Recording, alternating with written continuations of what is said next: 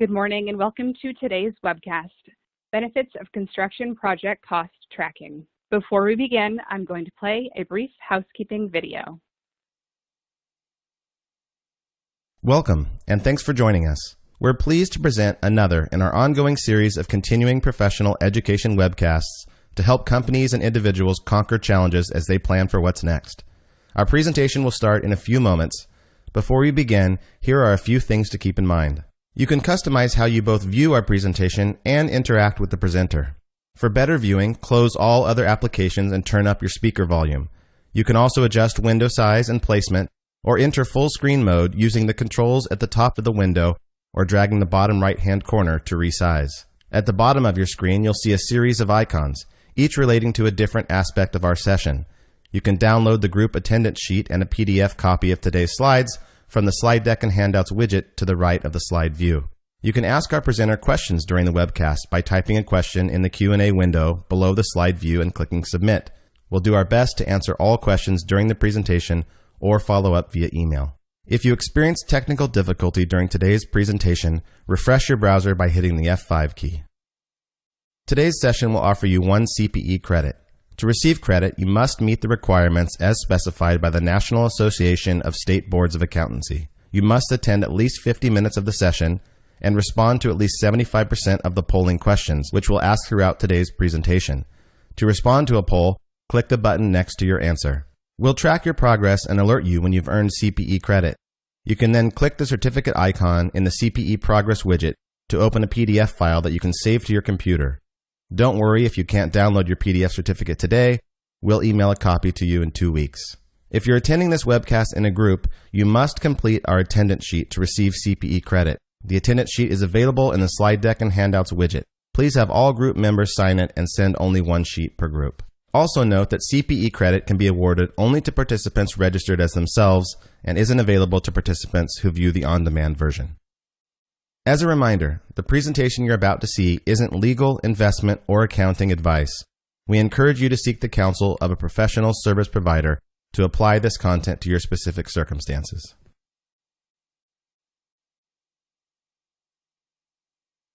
And with that, I will turn it over to today's moderator, Elaine Ervin, Partner and National Practice Leader for our construction practice at Moss Adams. Elaine, over to you. Wonderful. Thank you, Emily. I appreciate it. So welcome to our webcast today. We're so pleased to have you join us. Throughout the webcast, I urge you to ask any questions that you may have. If any questions surface, once the webcast is completed, I also encourage you to reach out to any one of us to get any answers on any questions that you may have in the future. I am so thrilled to have 2 great individuals from our firm joining us today. The first is Joseph McDonnell. He's a business assurance partner here at Moss Adams, and he's one of our leaders within our construction group. And then also with us today is Stephen Bachetti, and he is the leader of our firm's construction advisory services team. I know they're going to provide you with some great insight today, and so I am going to turn it over now to Joe in order for him to launch off our webcast. So good morning, Joe. Thanks, Elaine. Hi, everyone. I'll start out by giving kind of a quick overview of the current state of construction. I'm sure, as everyone's aware, the first half of 2020 was one of the most volatile, economic periods we experienced in recent history. The construction industry started out strong. The first 2 months, we saw about 5% year-over-year growth. Then the world got turned upside down in March with the outbreak of the COVID pandemic. Inconsistent state and local orders forced shutdowns throughout the country. Some states and localities were much harder hit than others. Here in the Northwest, the Washington contractors were much harder hit than those other counterparts in Oregon and California, just based on some of the state and local rules. The situation's constantly evolving. For the last couple of years and early into 2020, the industry was facing a prolonged labor shortage. As a result of COVID, that dynamic has shifted significantly. Beginning in April, the industry saw a 13% decrease in employment year over year. Employment has rebounded somewhat as the economies began to reopen. In June and May, but still not back to pre-COVID levels. COVID has created, significant uncertainty for both our owners and contractors. The industry has experienced, significant delays in projects. We're seeing projects canceled and projects just delayed. So with some of the shutdowns and workforce shortages, we're seeing also significant delays and difficulties in obtaining permits to allow for new projects to begin. So contributing to some of the issues are the fact that a lot of the supplies and materials needed for the projects, coming from Asia have been difficult to procure. We're seeing difficulties in procuring steel and glass, and so that is also having a significant impact in terms of projects, efficiencies, and ability to meet deadlines. As a result of all this, unfortunately, we expect and we are starting to see increases in claims and litigation as contractors and owners are kind of battling it out to see who's going to bear the brunt of some of the economic fallout from COVID. So as this pandemic unfolds, it's likely that spending growth will be led by both public and institutional infrastructure projects. Certain sectors are going to be far more impacted than others. We're already seeing the impacts on hospitality, retail, and leisure as these industries have been significantly impacted by COVID.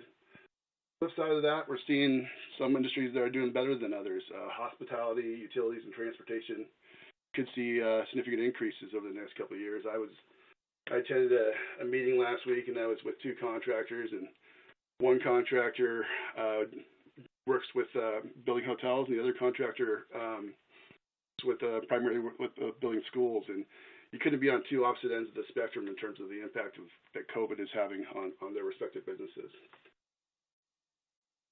As I mentioned, this situation is extremely fluid. It's changing on a daily basis, and we're seeing that in all aspects of life. I think, I'm a big college football fan, and 2 weeks ago, our revised schedule, and then less than a couple of days ago, we found out the entire season's canceled. So, things are changing fast. But just given the uncertainty, blenders and developers are being very cautious, in terms of taking on new projects, and what we're seeing is a significant lack of capital being deployed. I don't think we'll really realize the full effects of this until some of the backlogs that are currently in place are exhausted. Construction unemployment, I think I mentioned this earlier, but April we experienced a 13% decrease year over year. Some of that has rebounded, but still we're not back to pre-COVID levels. Construction costs.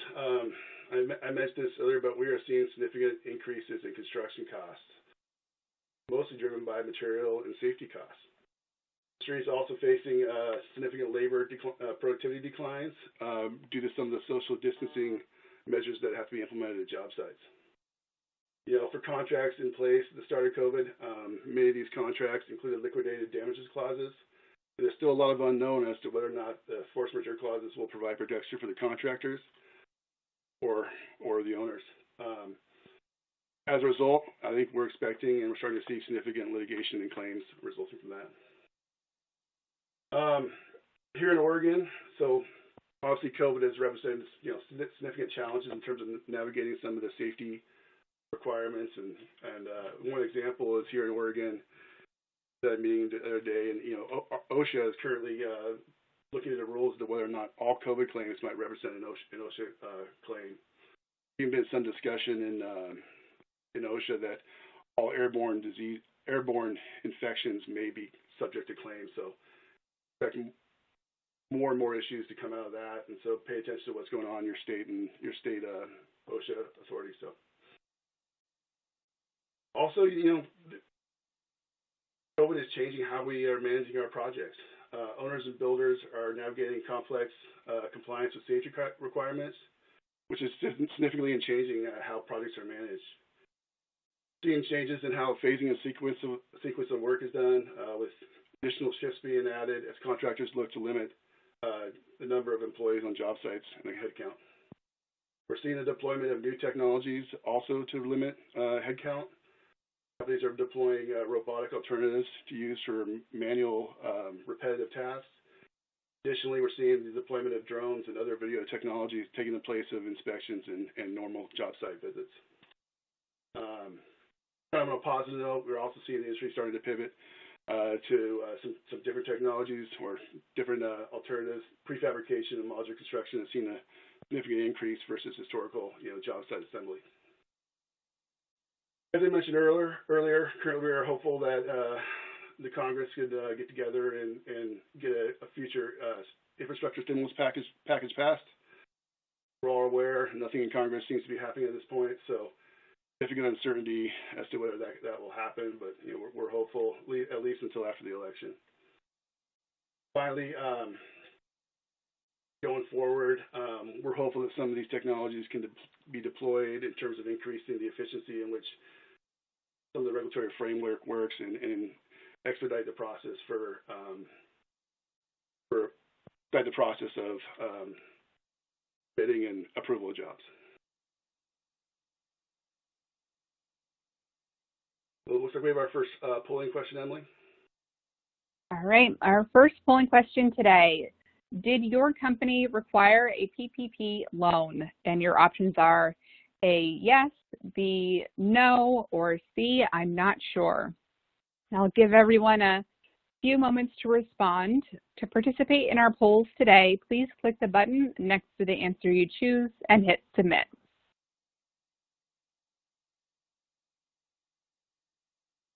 Give everyone a couple more seconds here.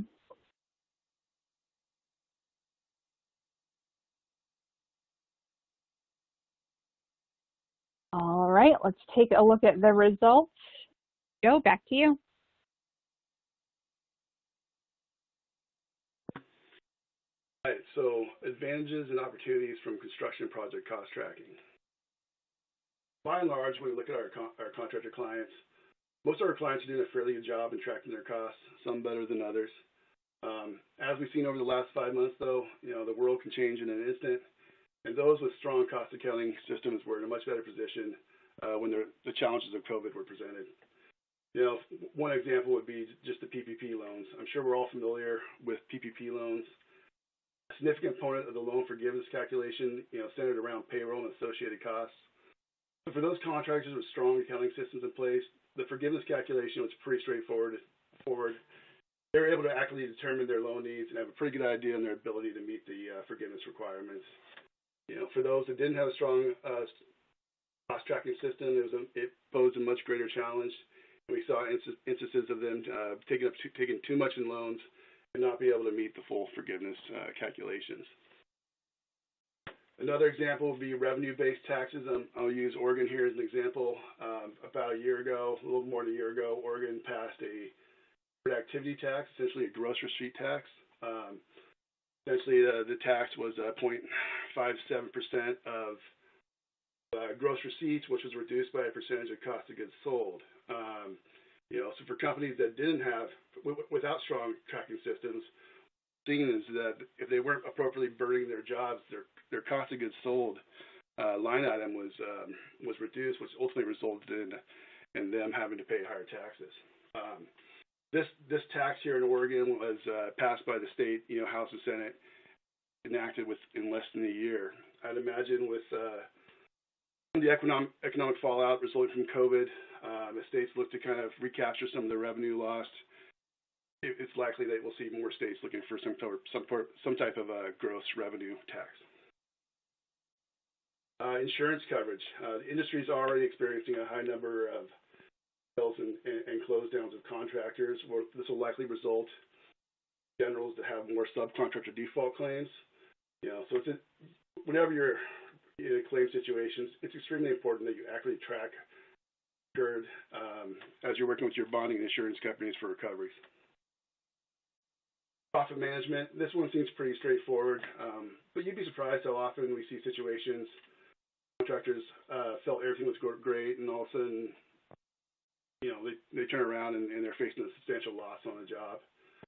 Maybe it's an opportunity where they would be able to get an owner change order, but without proper cost tracking, getting these change orders approved can become difficult.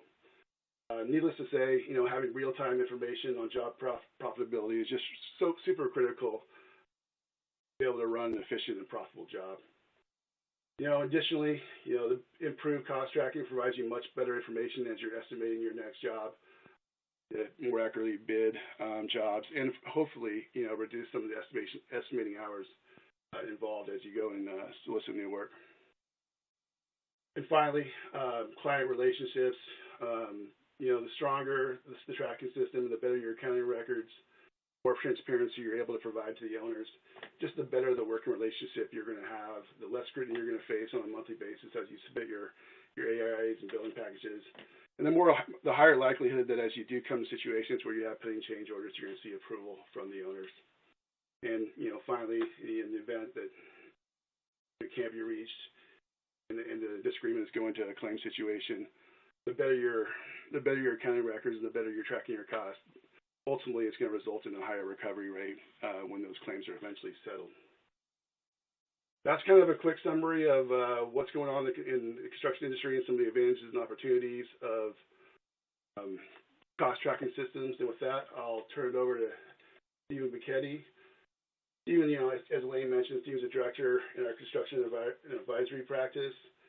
Their group performs approximately 50 to 75 construction advisory projects annually, working with both owners and contractors, with project sizes ranging from $1 million to $3.5 billion. With that, I'll turn it over to Stephen.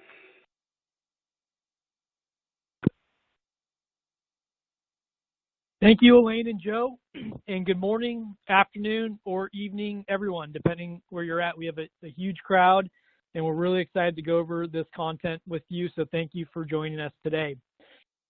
As noted, my name is Steve Bachetti, and I lead our construction advisory team. As Joe discussed and highlighted, there's many benefits and opportunities when tracking your costs and understanding your contract documents. Maximizing or maintaining profit margins, mitigating audit risk, improving corporate and project performance, building client or vendor relationships are common outcomes when performed in a meaningful way. And Joe summarized exactly what our group does perfectly. And a special thing about our group is we're industry leaders within this industry group, and we're equally engaged amongst both project owners and contractors, and this is very unique. It allows our team to have a better understanding of not only identifying issues, but also identifying solutions for both parties when we perform the services. That is, it's easy to identify an issue. It's more difficult to work with both parties, add value with recommendations that improve collaboration, trust, and relationships to support a successful project. The reason I'm highlighting our experience and our expertise in this area is we're experts in this area. The presentation team here, this is what we do on a daily basis, and we want to share our experiences with you to support you and your organization. So I'm really hopeful, and I trust the content will benefit you and your organization. Project life cycles.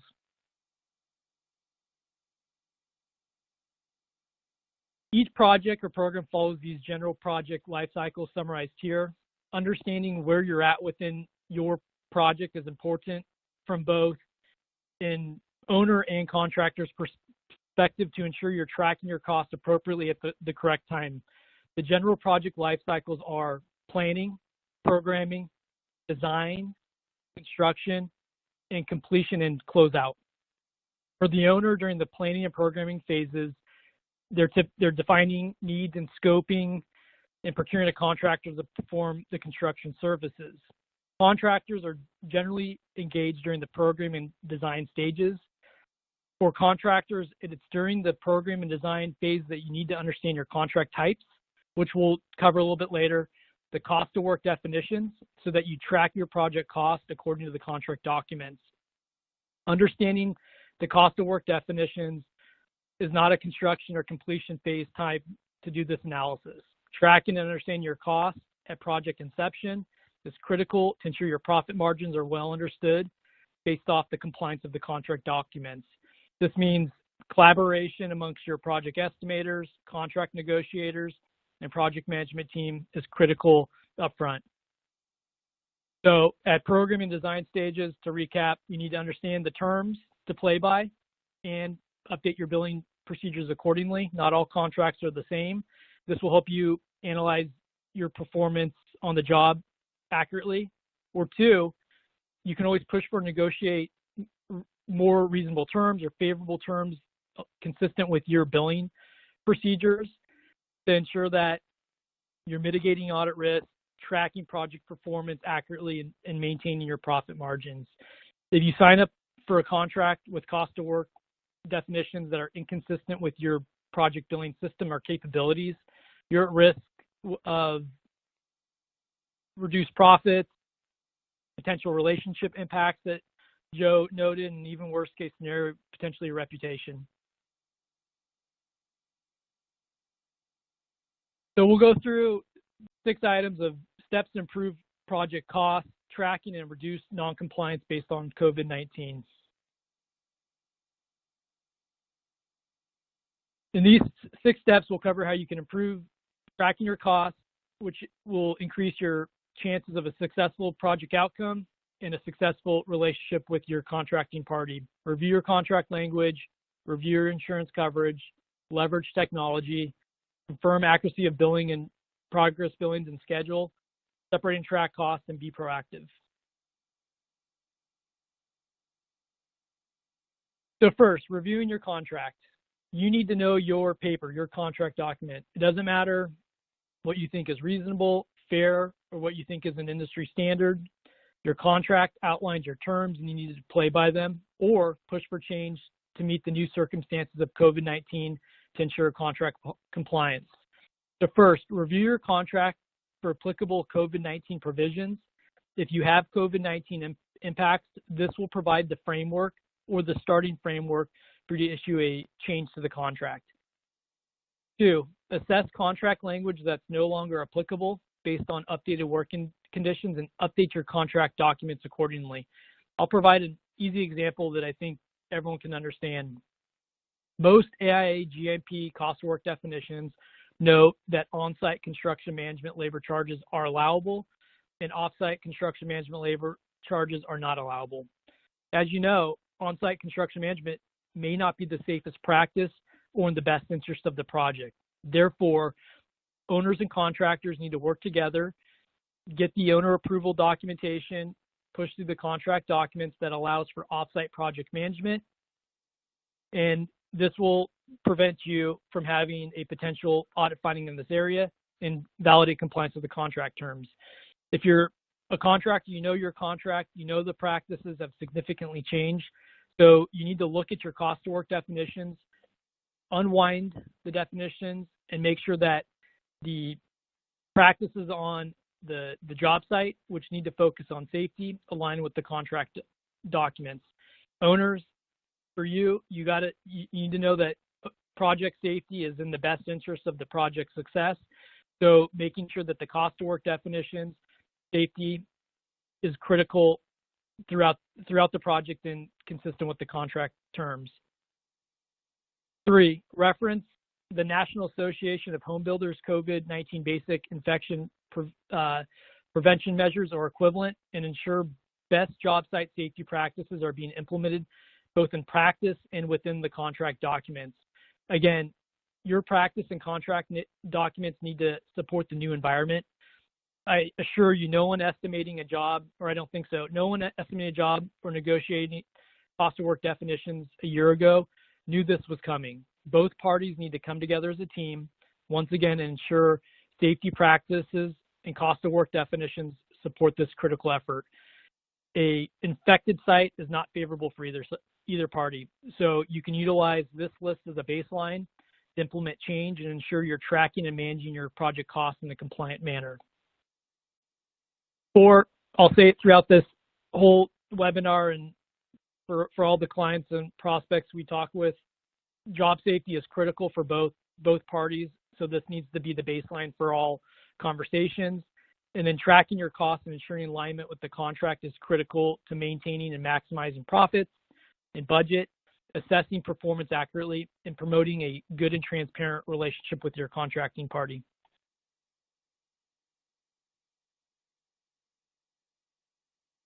Number 2, review your insurance coverage. Joe did a great job summarizing kind of the framework of these, but you need to review your insurance coverage and understand if COVID-19 loss options are available to mitigate losses.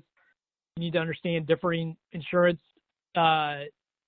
terms and conditions that may provide coverage in certain circumstances. Assess subguard insurance, also known as SDI or subcontractor default insurance coverage if applicable, and engage with your legal and risk management advisors to analyze your policy and maximize coverage. From an auditor's perspective and based on my prior experiences dealing with an insurance company, documentation is critical. For example, if a subcontractor defaults and you have costs that is incurred from that situation, insurance companies won't take your word for it. They want the documentation. So contractors need to ensure that they're tracking the cost, having the information readily available to support an efficient and effective claims. Making documentation a priority and understanding and tracking your costs is more important than ever.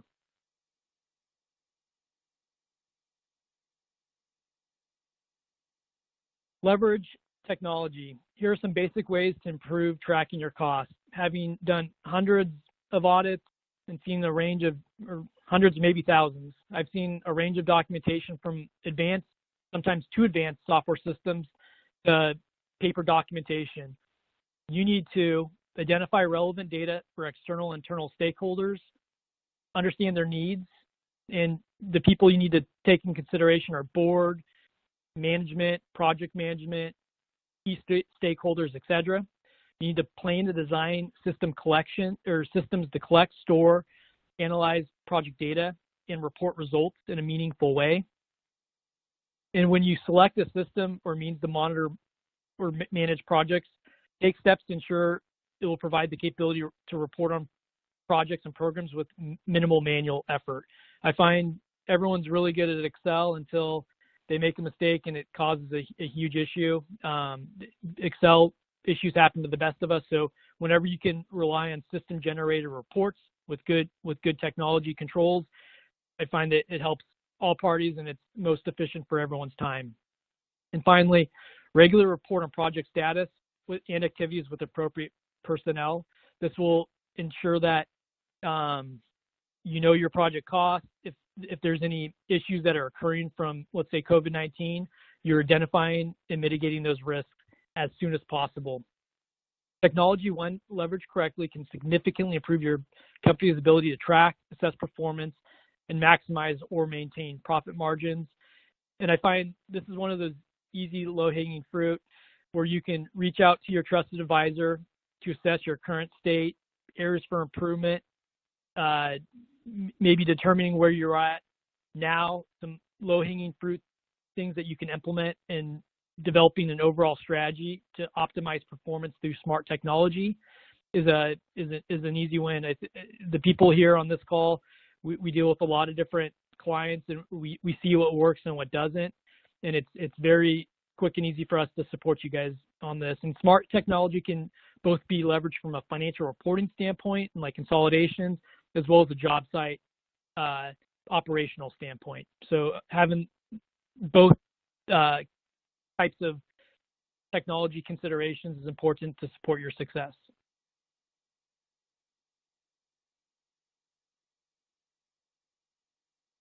Number 4, confirm the accuracy of progress billings and schedule. This should be standard and routine stuff, but let's just go through the list. Confirm the accuracy of progress billings and schedule on a regular basis. This is likely monthly. Keep regular and detailed records of project cost and construction progress. Depending on the contract terms, this can mean project to date job cost reports, labor distribution reports, construction schedules, monthly conditional and unconditional lien waivers for all parties. And I'll hold on to this one just for a second. Lien waivers are a 101 construction management tool for both owners and contractors. I was on a call recently with a construction company going through this list because we use this kind of as a way of facilitating good discussions and brainstorming ways to be more successful. And the contractor was concerned about certain subcontractors having potential cash flow issues. So an easy way to get ahead of that for both an owner and contractor is collect your lien waivers. You may be on a job that has many, many layers of subs, so ensuring that you're getting the lien releases, it's an easy way to making sure that everyone's getting paid on time. Document and communicate revised project schedule and completion dates.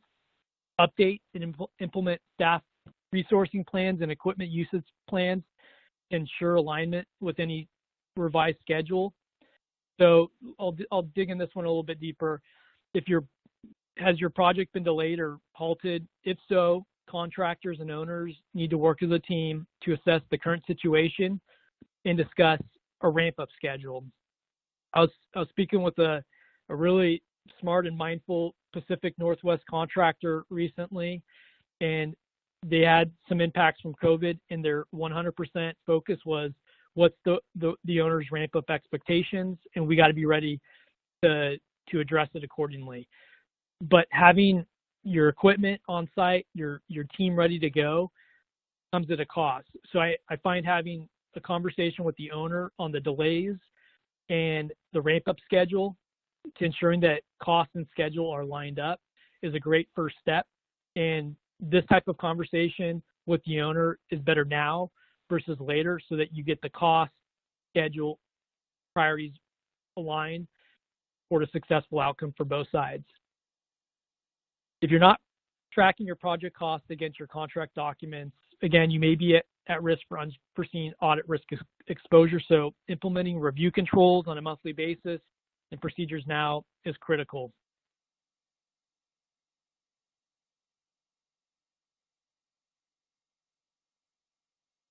All right, so separate and track costs. Since everyone has learned greatly that tracking costs is super important, if and when, and hopefully this doesn't come, you may have already experienced or dependent severe or not severe COVID-19 cost impacts.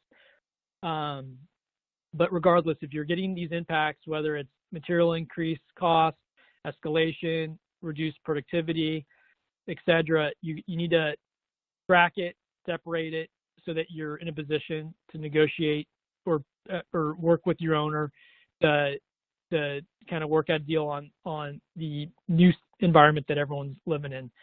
So implement a framework consistent with your contract terms with your project team, including both the contractor and owner, to compile documents and submit increased costs relating to program safety program implementations, impacts from schedule delays, materials, reduced productivity, labor shortages, site general conditions.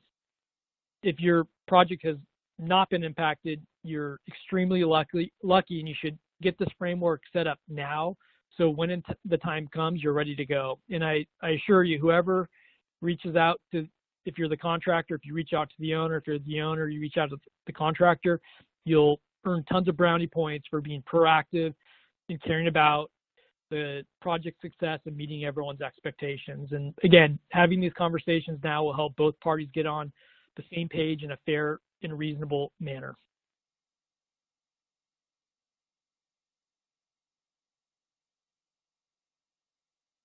And my most favorite one of this list, and it's the least technical, is be proactive.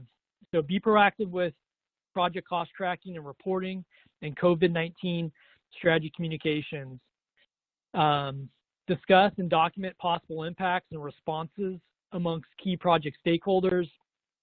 And I was doing one of these recently, and I thought it was a good point that I want to highlight is this communication needs to be done at a high level. So this may include board members, senior management, construction management, facilities management, risk management, legal banking, etc. And I suggest you go as high as possible within those kind of departments that are appropriate to ensure that all perspectives are considered and all expectations are being met. So does having this entire group in one Zoom room sound like overkill? I don't think it is.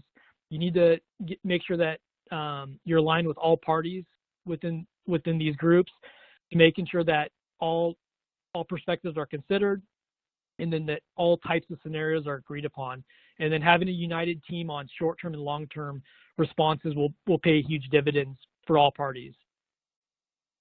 Next, set up a monitoring system to keep track of COVID-19 outbreaks in your project area. Report results to key stakeholders. It's a good way to show that you care and you're on top of it and you're taking safety precautions. You're making safety precautions adjustments accordingly. Implement safety measures to promote safe working conditions. Can't emphasize this enough. Again, if a project's impacted by COVID, it's game over for a couple of days for all parties. Joe touched on this earlier, but I think it's super critical. Consider ordering and expediting critical materials and expanding allowable alternates list now. That is, supply chain is disrupted or may be disrupted until the world normalizes. So expanding the allowable alternates upfront will prevent projects being potentially halted or shut down if a key critical item is not attainable. And this also provides protections to the contractor so they have this flexibility to find upfront where they don't have to make a game time decision, which may not be in alignment with the owner. Prepare for the worst and have contingency plans for key vendors and subcontractors. Having proactive communications with the key project team will get everyone on the same team, one mission to complete the project with the best chance of a favorable outcome for all parties. And I'll emphasize this one last time, that collaboration, teamwork, proactive communication, and documentation now is more critical than ever. So pick up the phone after this webinar, talk with your project team, making sure that you're being proactive with safety measures, communication strategies. Cost documentation will pay huge dividends. So I highly recommend it. All right, so we got our next question. Are you, and this is a super tough one, are you an owner or a contractor or neither? All right, we'll give everyone some time to respond. As a reminder, if you would like to receive CPE credit for today's webcast, you will need to respond to at least 3 of the 4 polling questions.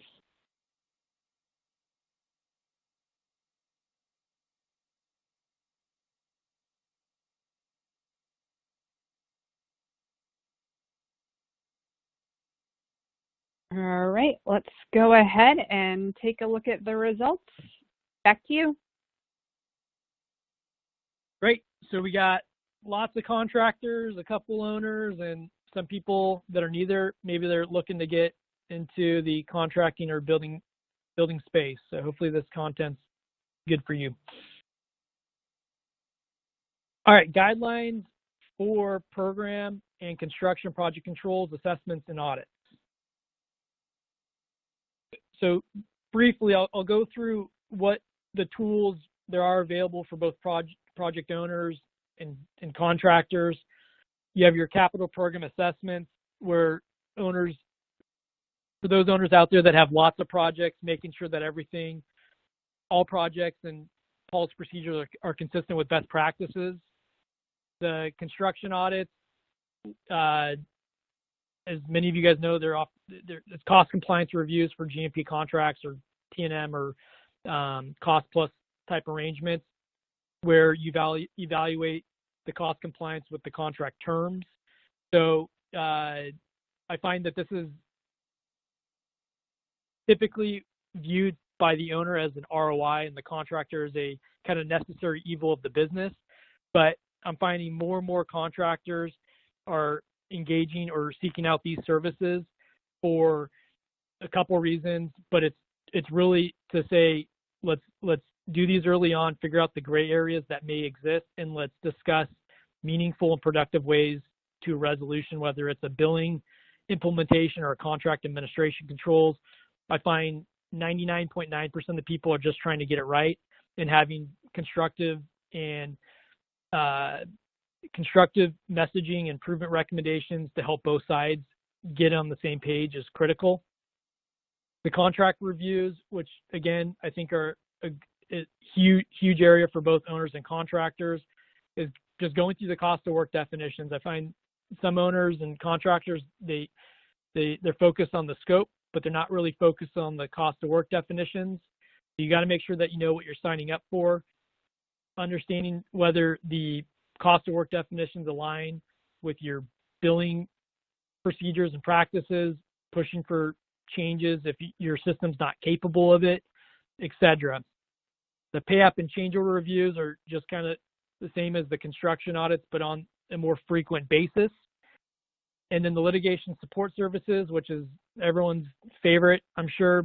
When we get involved in these, I find making sure that you're focused on the contract documents, the cost of work, and you're educating both parties on what the cost of work says, what the documentation is available, and reaching a meaningful middle ground in many cases. Helps minimize the time and monies involved in these situations.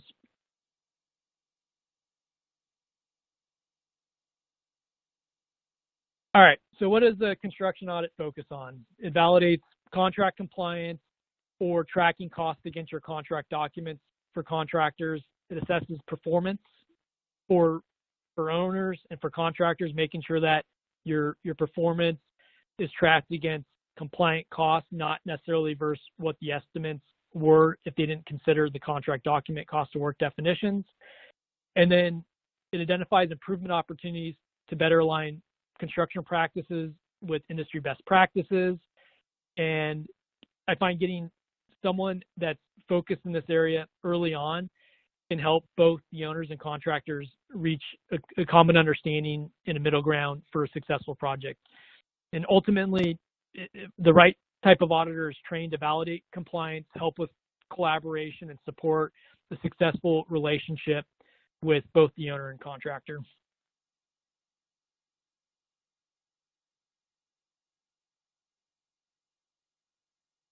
Okay, so assessments and audits, when do you do these? You can do them at project inception, which I think the earlier you do it, the better. What I always tell people is it's easy to talk about $50. It's a little bit more difficult to talk about 50,000. So the earlier you do these types of assessments, the better.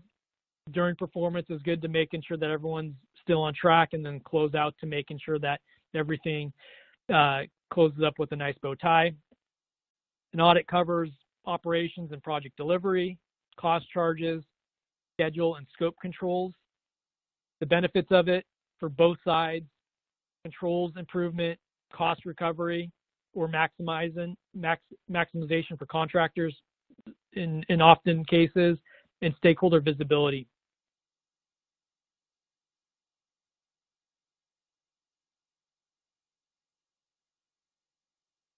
Assessments and audit focus areas. So depending on the need, it can focus on any of the cost types or controls surrounding a project or program. So it can include labor or subcontractor selection, cash flow planning, staffing mixes, etc. We'll do a later deeper dive on some common areas of risk when we do the cost compliance reviews around labor, contractor and equipment, and change orders. So stick around.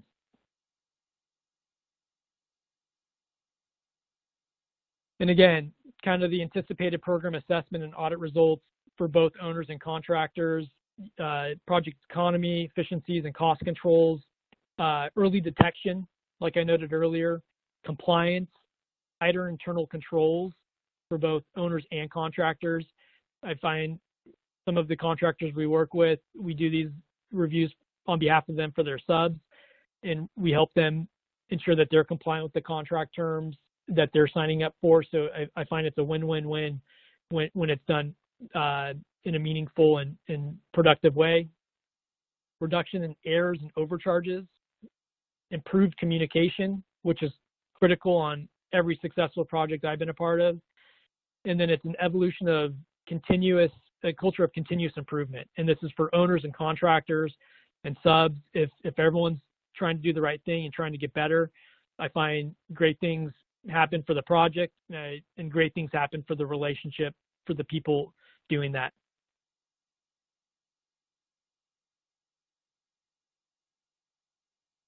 All right, on to the next question.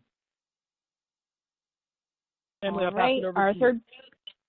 Thank you. Our third polling question: what stage is your project currently in? And your options are A, planning, B, design, C, construction, D, completion and closeout, or E, none of the above. And for those of you that would like a copy of today's slide deck, you can download them from the folder that says Slide Deck and Handouts to the right of the slide view. We will also be sending the slides via email after the webcast. All right, let's go ahead and take a look at the results. Steve, back to you. Great. So we got some people in the planning, so be proactive. Planning design people, but make sure that you're considering the contract types you're going into, the cost of work definitions. If you're in construction, hopefully you're in the beginning, work with your team internally to make sure that your costs are compliant with the contract terms and you're tracking costs from a COVID-19 perspective, and then reaching out to your contracting parties to making sure that everyone's lined up. Completion and closeout. Hopefully you did everything perfectly and you're good from there. And for none of the above, hopefully if you have a project that's coming up, that you can reference this in the future. Contract types and considerations. So we're running a little short on time, and I think for most of the contractors and owners, you know the contract types. But I think why we wanted to talk about this here is I think COVID-19 has changed the game. So I think all parties need to reevaluate the right contract type for the situation, given the new uncertain environment everyone's working in. For example, there's some contractors and sub-clients that we work with, lump sum jobs are their bread and butter. But given the unknowns of safety, increased safety costs or decreased productivity, uncertain supply chain interruptions, a GMP or cost plus contract type, or maybe a T&M may be the better answer for the project success. So here I'll quickly go through, highlight the advantages and disadvantages of the different contract types and the new reality we're living in. All right, lump sum, T&M, cost plus guaranteed maximum price, also known as GMP. Lump sum, it's set at a fixed price. They assign the majority of the risk to the contractor, as noted earlier. And I find the clients that we work with, those that have the lump sum that don't have the tracking the cost and the visibility from the owner, are a disadvantage when they're trying to deal with the constantly evolving COVID-19 impacts and uncertainty. Time and material, owner pays for the cost of work plus a set markup. Typically, the owners and contractors establish the labor rates up front, equipment rates up front, and kind of the material costs that are expected. The risk for the owners that there's no incentive to manage costs. But due to the COVID-19 impacts, this may be the right contracting strategy for both the owner and contractors. So for contractors, if you're doing a T&M, typically do maybe a lump sum. A T&M may be more appropriate if you or experience COVID-19 impacts, so that you're not taking any unnecessary risk. So working with the owner, being proactive with the risk associated with these contract types will help get both parties on the same page. Cost plus, same concept as the T&M, typically more cost involved, more cost of work definitions involved. So again, contractors, if you go this direction, be proactive with the risk associated with these contract types, get good cost of work definitions, and work with your project owners. And then the guarantee maximum price, it's my personal favorite. There's others out there that this is their favorite contract type. So it's cost plus with a guaranteed maximum price ceiling. The contractor assumes the risk for the cost overruns unless they negotiate change orders for changes in circumstances. The risk, and this risk is for both parties. If the owner and or contractor sign up for a GMP and the cost of work definitions don't line up with their practices or their billing system capabilities or procedures, they're at risk. So both contractors and owners need to collaborate on potentially the new construction estimates with job site safety focuses and the new reality of efficiencies based on the spacing on the job site and the cleaning cost that's required. So I think the guaranteed maximum price is a great way to create the ceiling, incorporate new estimates based off the new reality we're living in, and focusing on job site safety. And then my favorite part of the construction auditor is the right to audit clause, and I think this is good for all parties. So it provides transparency to the owner in terms of what the costs are being billed, so that if there is a change, you can support what the change is and the basis for it. And I find when you track your costs and you understand your contract documents, this is everyone's friends. It creates trust, transparency, and I find when it's used effectively and in a meaningful way, it supports a successful project and project contractor relationships. All right, and I think this is our final question. I'll pass it over to Emily. All right, thank you. Our final polling question: what is your project's most significant risk? And your options are A, budget, B, scope, C, scope and change orders, D, safety, E, compliance, F, all of the above, and G, none of the above. Once you have completed all CPE requirements, you will be able to download a PDF of your CPE certificate from the CPE progress window to the right of the slide view. We'll give everyone another moment on this final question.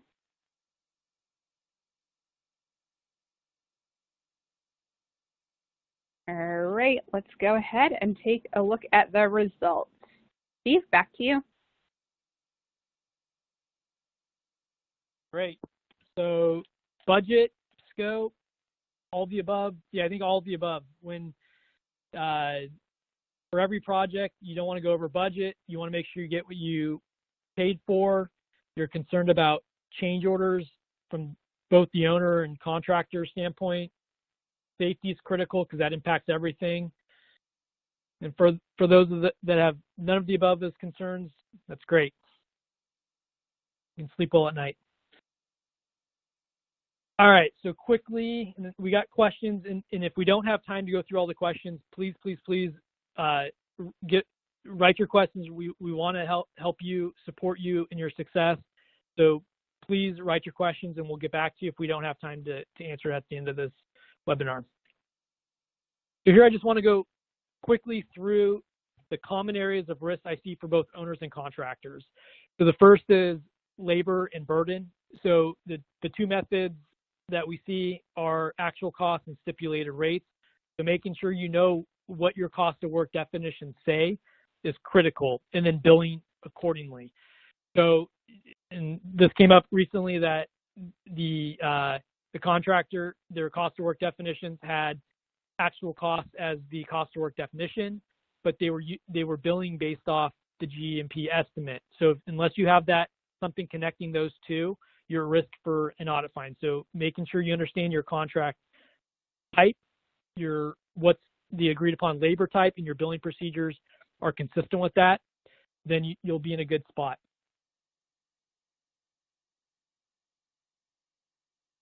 And if you're at actual cost, there's a little bit more navigation depending on the contract terms. So making sure that you have good documentation that supports your fringe benefits is critical to making sure that you can validate that your labor costs are compliant with the contract terms. Rental equipment, quickly. There's how construction auditors break this down. It's third party and in contractor and equipment. If it's third party, is it cheaper to purchase the equipment or use a third party? So having those considerations for key equipment items is being proactive with that with owners, you'll earn a ton of brownie points and develop the relationship. For contractor and equipment, making sure that you have good defined cost of work definitions and potentially some appendices to support the cost to facilitate good contract compliance. This is an area that I could probably do a whole webinar on best practices here. So if you have any questions in this area specifically, if you're a lot of contractors and subs, they have their own equipment yard, they're billing their own equipment. So if you guys need any support on this, making sure that your operational reports, your usage data, your contract documents all align with the owner's contract requirements. Every minute spent invested in this area will pay dividends for many, many years. So making sure that you're compliant in this area is critical. And then change orders. This is the typical process.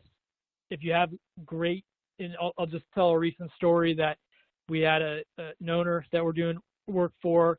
They agreed that safety cost is important, but the contractor didn't present the data or communicated what the change was. So it is just as important presenting the data, like presenting the data and saying the data in a meaningful, productive way. So when you submit your change orders, making sure that you're tracking your costs, complying with the contract terms, communicating with your owner in a collaborative way will support your relationship and increase your chances of a successful project outcome. So we ran out of the time there a little bit. Again, please ask any questions you have in those areas, and we'll reach back out to you after this webinar. And Emily, I'll pass it back over to you. Actually, Stephen, I was going to squeeze in just a couple questions that did come in, and then we'll pass it over to Emily. Great. The first one is, what would you say is the most common contract type currently in this state? Yep. So the one type most common market that we're in. The most common ones I see are lump sum and GMP. From the clients, from both owners and contractors, I'm finding there's more sleepless nights from the contractor's perspective from lump sum type contract types. I'm finding change orders are a little bit easier if for the GMP contract types because the costs are transparent. It's easy to quantify increases in productivity or material cost increases. So GMPs are definitely the favorite, and I'm finding in this new environment they're a friend for both owners and contractors. Great, thank you. And the second one is, what level of quantifiable data do you recommend contractors compile for COVID claims? There's lots of anecdotal time impact data at the high level out there via industry publications, but owners typically want more substantive data on the impacts. Do you have any insight on that? Yep. So I break that up into two different buckets. On our side, it's insurance claims and then owner's claims. So for insurance claims, they're typically very prescriptive of what they need, the level of documentation to get your recovery. So making sure that you're working with your insurance advisors and risk management professionals, that you're documenting costs in a way that supports those claims is critical. For owners, it depends on your contract language and then the owner's kind of expectations. So I find making sure that you're compliant with the contract terms and building the relationship with transparency and just as a team is the best way that you can push for the change order for the increased cost. So I think it's documentation, contract compliance, and owner relationship are the three areas to focus on there. Wonderful, thank you. And I want to thank everyone for joining us today. I hope this was helpful. Like I said at the beginning of the webcast, that if you have any additional questions, don't hesitate to reach out to any of us. And we sincerely thank you for your time. And I'm going to turn it back to Emily so she can do some of the follow-up information, especially regarding how to get your CPE, which is always important. So I'm turning it back to you, Emily. Great. Thank you, Elaine. And thank you, Joe and Steve, for a great presentation today. As a reminder, if you attended today's presentation in a group and would like to receive CPE credit, you must complete the group attendance sheet found in the slide deck and handouts window to the right of the slide view. If you participated as an individual and met all certification requirements, your certificate is available to download now in the CPE progress window. I'll keep the webcast console open for a few minutes to give you time to download your CPE certificate. A copy will be emailed within 3 weeks should you have any difficulty downloading it now. Here is a link to an online survey where you can provide feedback for today's presentation. Please take a moment to complete this survey as your feedback is very important to us. Thank you for joining us, and we hope you'll join us again next time.